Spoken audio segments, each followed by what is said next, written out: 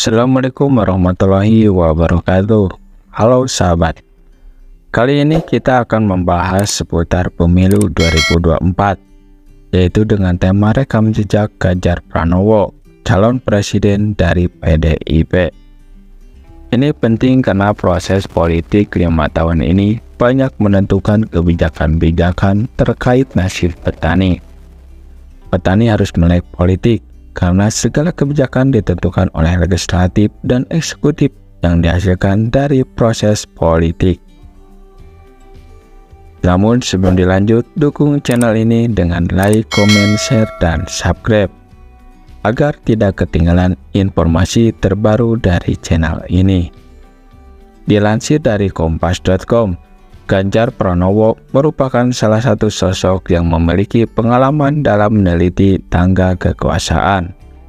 Setelah menjadi anggota legislatif di DPR RI selama kurang lebih 9 tahun, Ganjar melanjutkan kiprahnya di lembaga eksekutif sebagai Gubernur Jawa Tengah. Posisi gubernur ini ia emban selama 2 periode, yakni kurun 2013 hingga 2018 dan 2018 hingga 2023. Pengalaman sebagai kepala daerah ini menjadi bekal sangat penting dalam menghadapi beragam ujian dan tantangan dalam melayani masyarakat dari berbagai latar belakang. Rekam jejaknya dalam menghasilkan sejumlah kebijakan, regulasi, ataupun aturan dapat menunjukkan bagaimana gaya dan cara Ganjar dalam melayani masyarakat.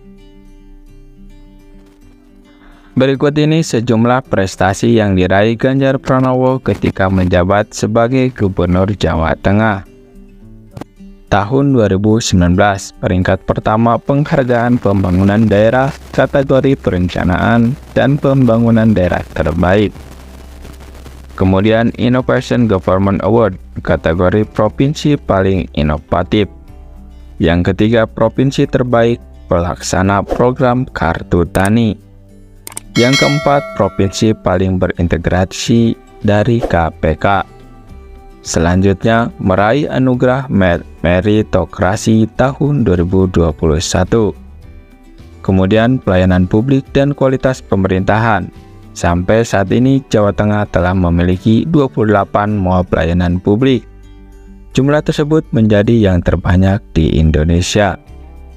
Kemudian, terkait laporan keuangan daerah, Jawa Tengah tercatat sebagai provinsi dengan capaian persentase penyelesaian rekomendasi Badan Pemeriksa Keuangan (BPK) terbaik di seluruh Indonesia pada tahun 2023. Jawa Tengah meraih capaian 92,09% penyelesaian rekomendasi BPK.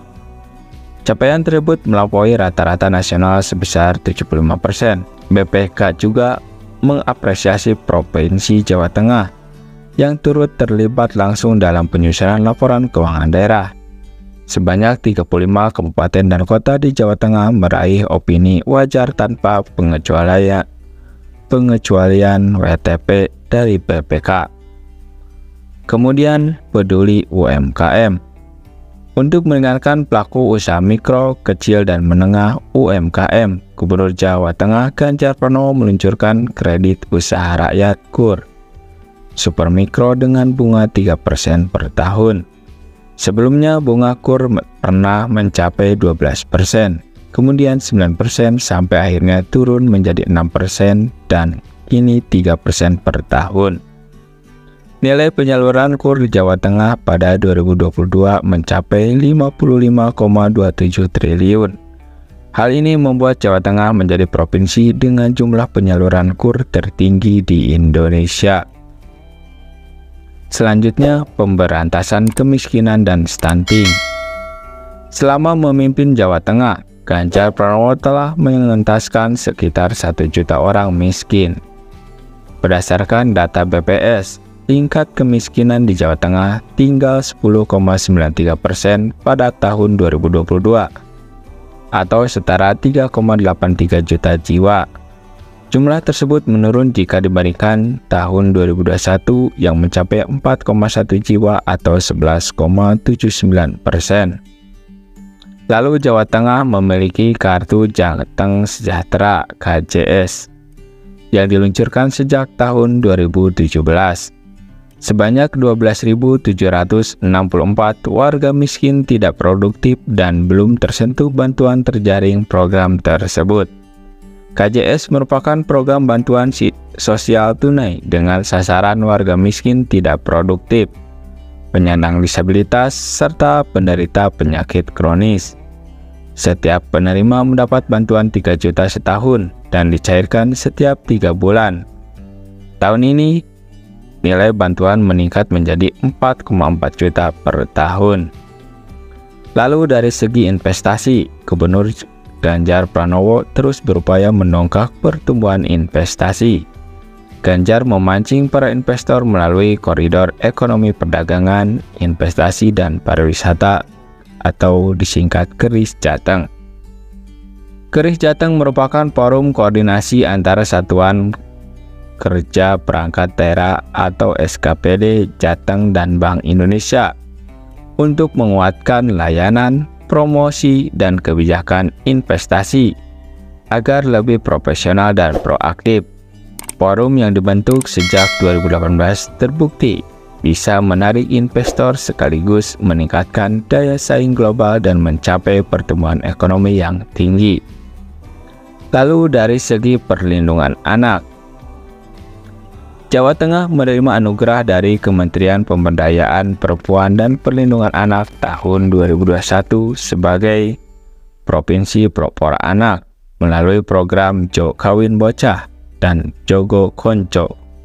Jawa Tengah berhasil mewujudkan 100% kabupaten atau kota layak anak. Lalu dari segi ketenaga kerjaan, Provinsi Jawa Tengah menyiapkan program berbasis digital yang dinamai e-Makaryo. Aplikasi ini merupakan pengembangan dari bursa kerja online yang telah lama dirintis di Jawa Tengah. Saat ini, e-Makaryo telah diakses lebih dari 140.000 pencari kerja umum dan 5.000 alumnus bursa kerja khusus. Selain itu, 700 perusahaan yang telah terdaftar sekaligus membuka sekitar 50.000 lowongan kerja dan telah dilamar lebih dari 35.000 pekerja. Lalu terakhir dari segi pariwisata, Provinsi Jawa Tengah telah berupaya meningkatkan jumlah wisatawan yang berkunjung ke objek-objek wisata di 35 kabupaten atau kota. Hingga akhir tahun ini, sebanyak 21 juta wisatawan ditargetkan berkunjung ke Jawa Tengah. Tahun lalu, jumlah kunjungan wisatawan ke Jawa Tengah mencapai 45 juta, atau melampaui target yang hanya 11,5 juta. Itulah sahabat sederet prestasi bakal calon Presiden Ganjar Pranowo dari Partai PDIP. Semoga membantu dan terima kasih. Nantikan ulasan rekam jejak bakal calon presiden lainnya. Dan wassalamualaikum warahmatullahi wabarakatuh.